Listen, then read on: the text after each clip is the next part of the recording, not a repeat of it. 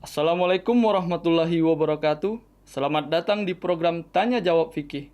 Tanya Jawab Fikih menjawab persoalan fikih sehari-hari.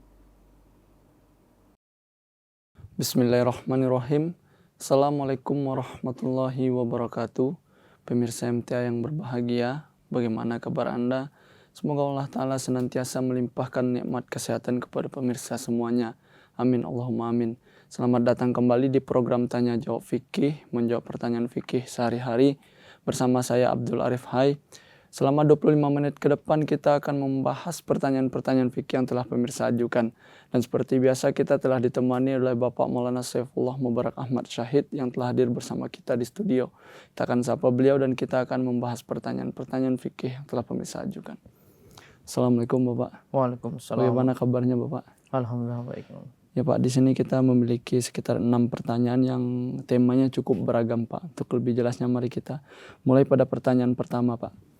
Ini di zaman sekarang banyak sekali anak-anak muda ataupun ya memang orang Islam itu banyak juga memakai tato Pak. Dan terkadang ada pun tradisi di beberapa wilayah itu juga kadang mereka sudah memeluk Islam pun mereka memakai tato begitu Pak. Nah, di sini pertanyaan apakah hukum memiliki tato itu Pak? Ya. Bismillahirrahmanirrahim. Jazakallah. Pertanyaannya, satu hal pertama yang perlu kita ingat kalau kita memberikan atau berbicara tentang fatwa di dalam hal fikih. Fatwa yang pertama tentu dari Rasulullah SAW, dari Al-Quran kemudian menurun kepada Rasulullah SAW. Nah, selama Rasulullah SAW tidak pernah mengatakan sesuatu itu haram atau Al-Quran, kemudian Rasulullah SAW tidak pernah mengharamkan sesuatu, maka kita sebagai umatnya, kita tidak bisa mengharamkan apapun yang tidak diharamkan oleh Rasulullah. Salah satu contohnya rokok misalnya. Rokok kita tahu semua bahwa rokok itu adalah suatu hal yang makruh, suatu hal yang sangat tidak disukai, banyak mudaratnya, ya kan? Nah, dan juga mubazir, lagau dan sebagainya. Akan tetapi kita sebagai umat Islam tidak berhak untuk menyatakan bahwa rokok itu haram. Karena kenapa? Karena Rasulullah SAW tidak pernah mengharamkan rokok. Pertama. Yang kedua, Hazrat Muslih Maud radhiyallahu anhu, saya baca di dalam buku Formudatil Muslih Maud, dalam firman-firman atau sabda-sabda Hazrat Muslih Maud radhiyallahu anhu, di situ beliau ada seorang Ahmadi mengatakan kepada beliau, mungkin sangat gerah lah melihat orang Ahmadi yang merokok juga. Beliau sampaikan kepada Huzur radhiyallahu anhu, Huzur, kenapa engkau tidak haramkan saja rokok supaya orang-orang Ahmadi tidak merokok? Hazrat Muslih Maud radhiyallahu anhu menjawab bahwa siapa aku, kata beliau, yang berhak, siapa aku berhak untuk mengharamkan rokok. Artinya aku tidak berhak untuk mengharamkan rokok.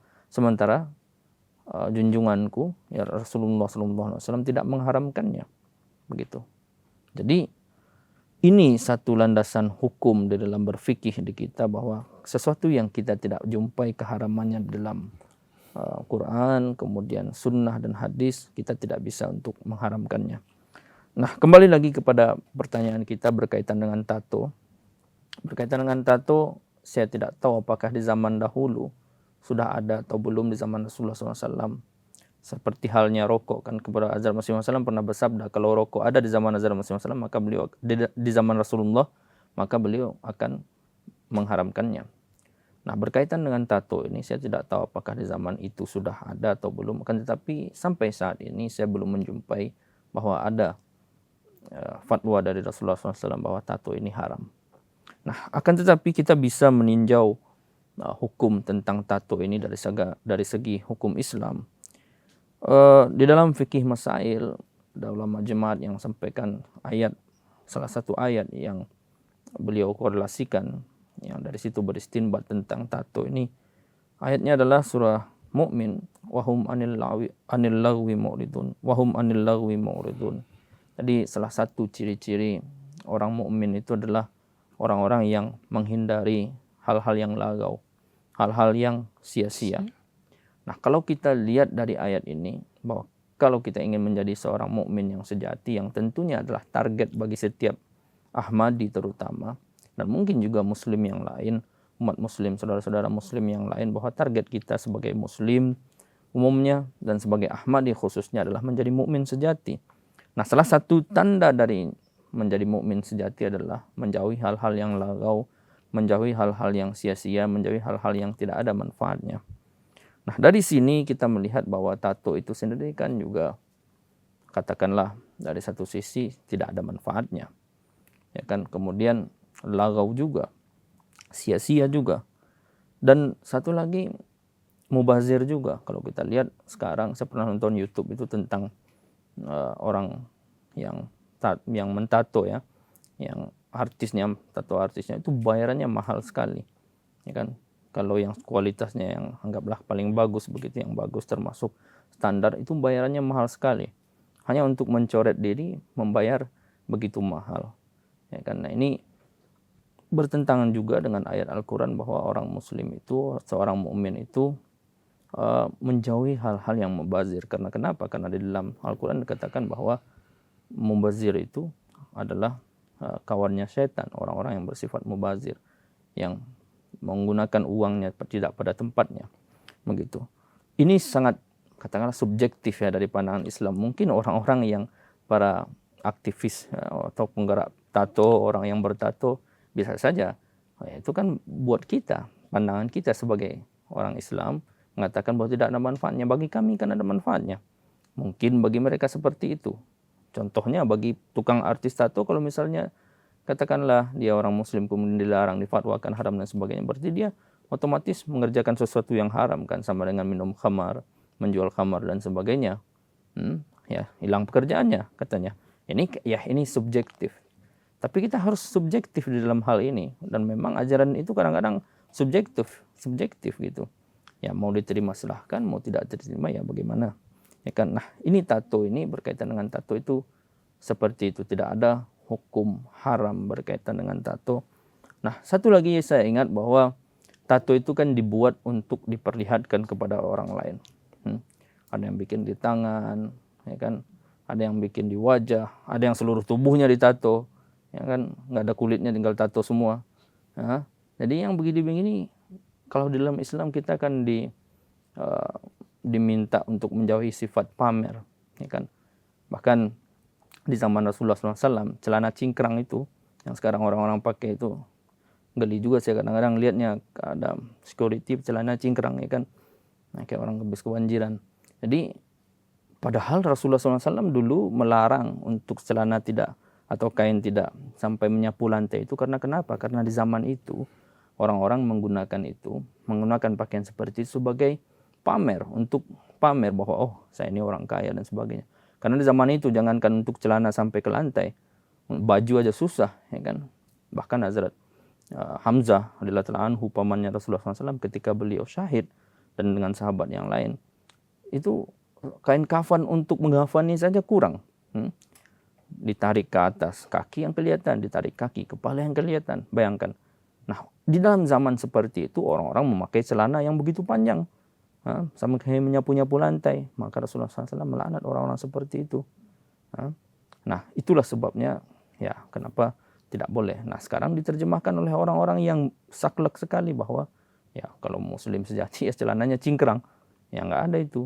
Nah, makanya kalau kita melihat hadis juga harus melihat itu. Nah, kembali lagi kepada tato ini, kita harus melihat dari sisi itunya, bahwa jangan sampai apa yang kita lakukan itu ria, kan. Apalagi bagi perempuan menato di tempat-tempat yang tidak boleh seharusnya diperlihatkan kepada orang lain, itu kan.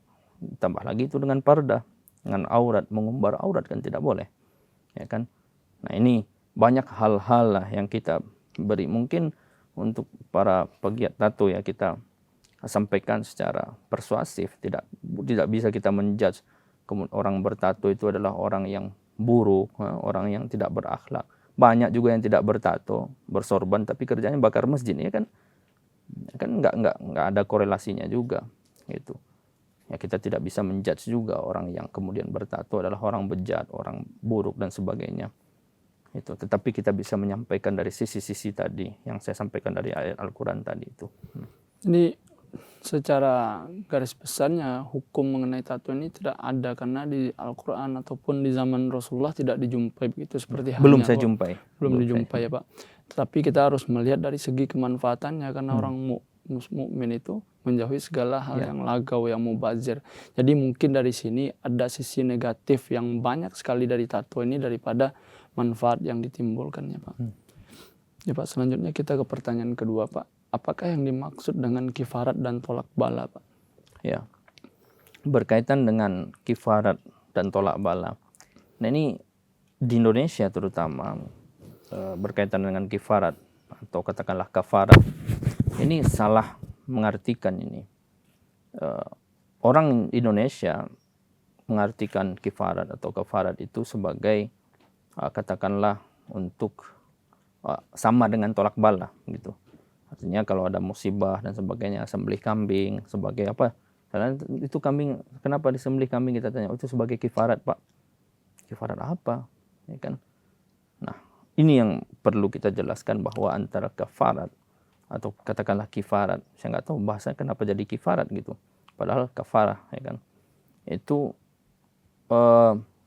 berbeda dengan tolak bala. Kafarah atau kafarat itu adalah denda dari melakukan atau melanggar salah satu hukum syariat, salah satu hukum di dalam Islam.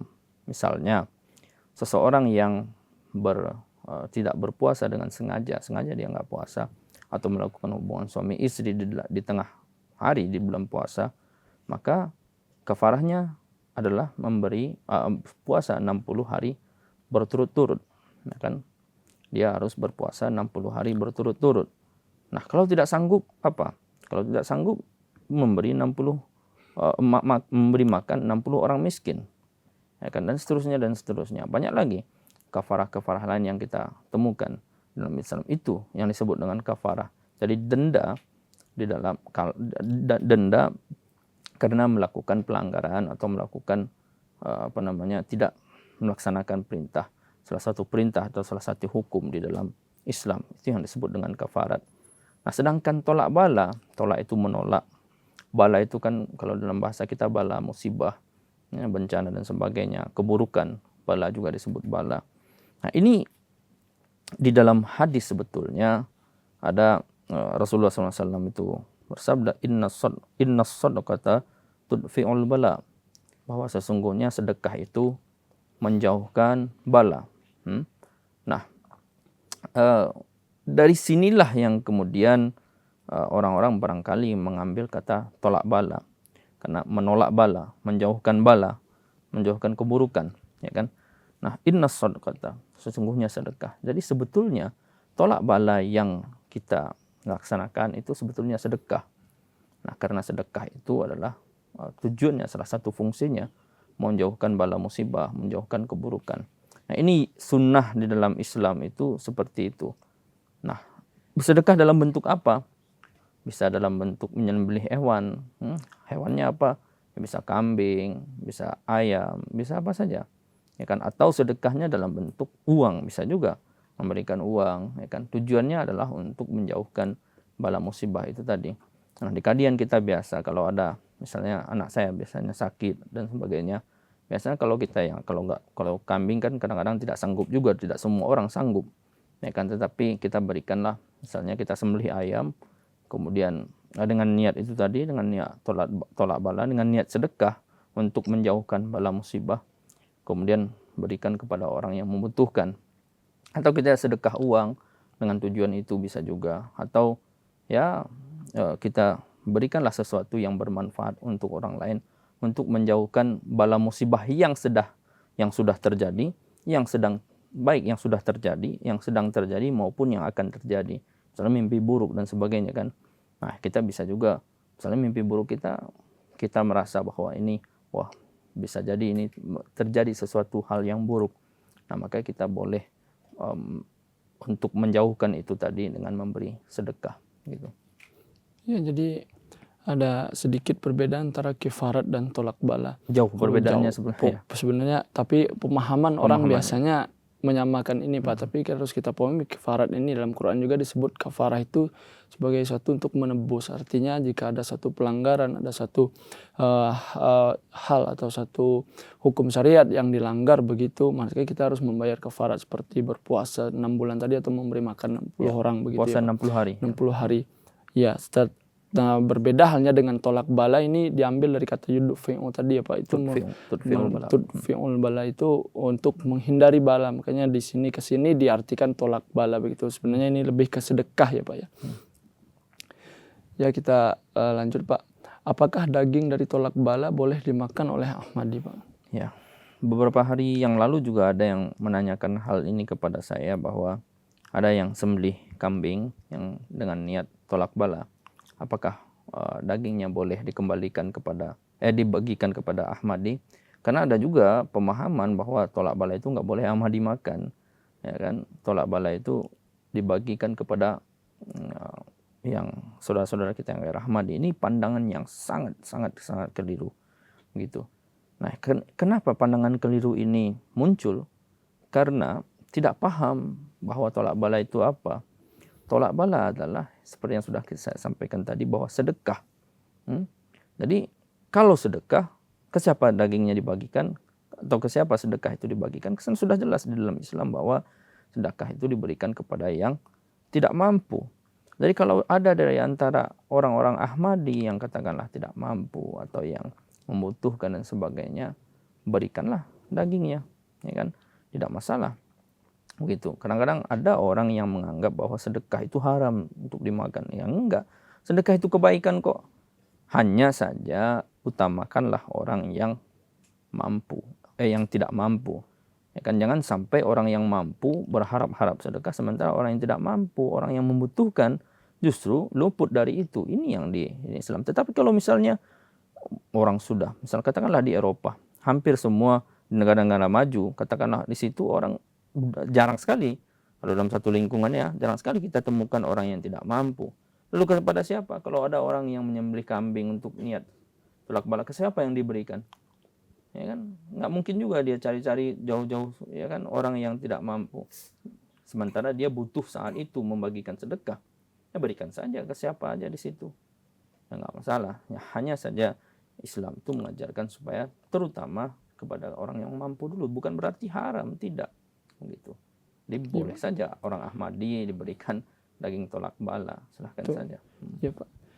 Ini pertanyaan selanjutnya ada korelasinya dengan yang Bapak sampaikan tadi. Apakah haram menerima sedekah atau memakan sedekah bagi yang mampu Pak? Nah ini juga kadang-kadang orang saking ininya ya, karena ada hadis Rasulullah SAW itu kan sunnah bahkan, bahwa Rasulullah SAW ketika itu ada cucu beliau Hazrat Hasan dan Husain diberikan sedekah kurma, dan beliau tahu kemudian bahwa itu kurma itu adalah dari sedekah, beliau kemudian menyuruh muntahkan kan, dengan jari beliau dicongkel itu sampai keluar, bahwa ahli bait beliau tidak boleh memakan sedekah. Nah ini sebetulnya apa yang dilakukan oleh Rasulullah SAW ini selalunya ada hikmahnya. Itu beliau lakukan di hadapan semua orang, banyak orang, dan ada beliau lakukan di depan keluarga beliau. Supaya apa? Supaya nanti Islam kalau ada uang sedekah, uang zakat itu kan juga dalam Al-Quran sedekah juga, ya kan? Supaya jangan sampai keturunan-keturunan beliau ini karena mengatasnamakan Rasulullah SAW bahwa beliau keturunan Nabi, mengambil advantage, mengambil manfaat di situ. Nah mereka yang makan duluan, sementara orang-orang yang ini diabaikan. Makanya beliau keras sekali untuk kepada keturunannya itu tidak boleh memakan sedekah. Nah ini sebetulnya pelajaran juga bagi kita orang-orang yang mampu, bahwa kalau misalnya ada sedekah, ada zakat dan sebagainya, zakat fitrahkah itu atau zakat mal dan sebagainya yang dalam bentuk sedekah, maka kita sebagai yang mampu, kalaupun kita diberikan, ya sampaikan, kita berikan dulu kepada saudara-saudara yang cari dulu yang kurang mampu, yang lebih berhak, seperti itu. Jadi kalaupun kita termakan sedekah, kita nggak tahu kan diberikan daging.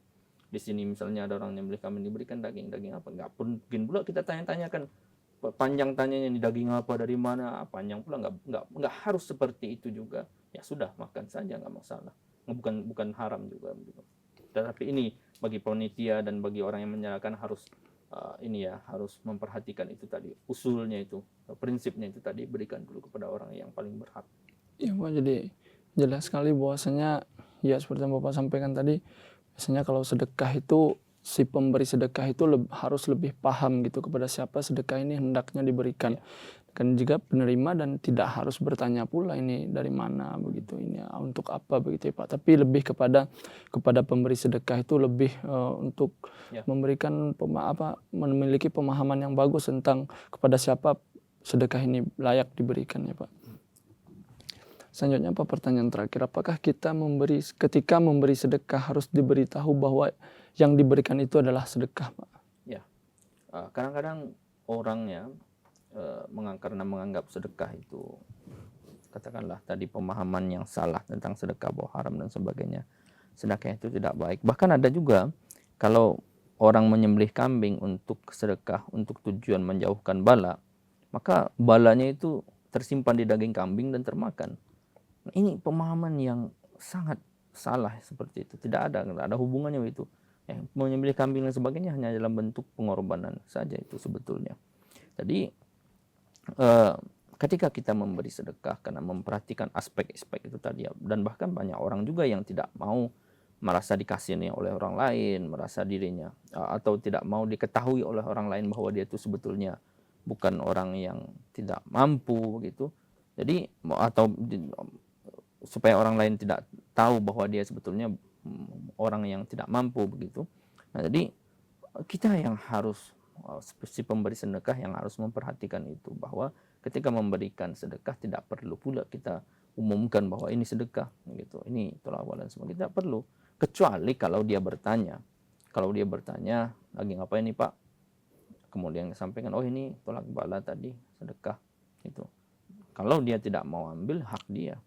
Kita tidak perlu pula marah-marah, ya kan, tidak perlu pula berkecil hati dan sebagainya. Karena orang mengumpat, ini udah miskin, nggak mau pula nerima. Jangan sampai, nggak boleh begitu. Ya, hak setiap orang kalau diberi itu, ya, apalagi dalam bentuk sedekah ya. Kalau dia menolak itu hak setiap orang gitu. Tapi usulnya adalah kalau kita memberi sedekah tidak perlu kita sebut bahwa itu adalah sedekah. Supaya apa? Supaya orang yang menerima itu tidak malu juga dia. Ya kan? Ya Pak, ini pertanyaan kita yang terakhir Pak. Semoga ini bisa bermanfaat bagi kita semua tentunya dan juga pemirsa MTA di rumah Pak. Ya. Terima kasih atas penjelasan-penjelasan Pak. Semoga kita bisa berjumpa lagi di episode berikutnya Pak. Pemirsa, demikianlah pembahasan kita berkenaan dengan fikih pada kesempatan kali ini. Tetap saksikan program Tanya Jawab Fikih pada episode berikutnya. Dan juga jangan lupa untuk tetap saksikan program MTA Indonesia lainnya. Dan juga menyimak Huzur Hazrat Khalifatul Masih Khamis Adatang Nabi Nasril Aziz. Jika pemirsa memiliki pertanyaan, saran, masukan, atau komentar, kirimkan saja ke alamat email yang terada di layar kaca pemirsa dengan menceritakan subjek Tanya Jawab Fikih. Saya Arif Abdul Hai berserta kerabat kru yang bertugas mohon pamit undur diri. Assalamualaikum warahmatullahi wabarakatuh.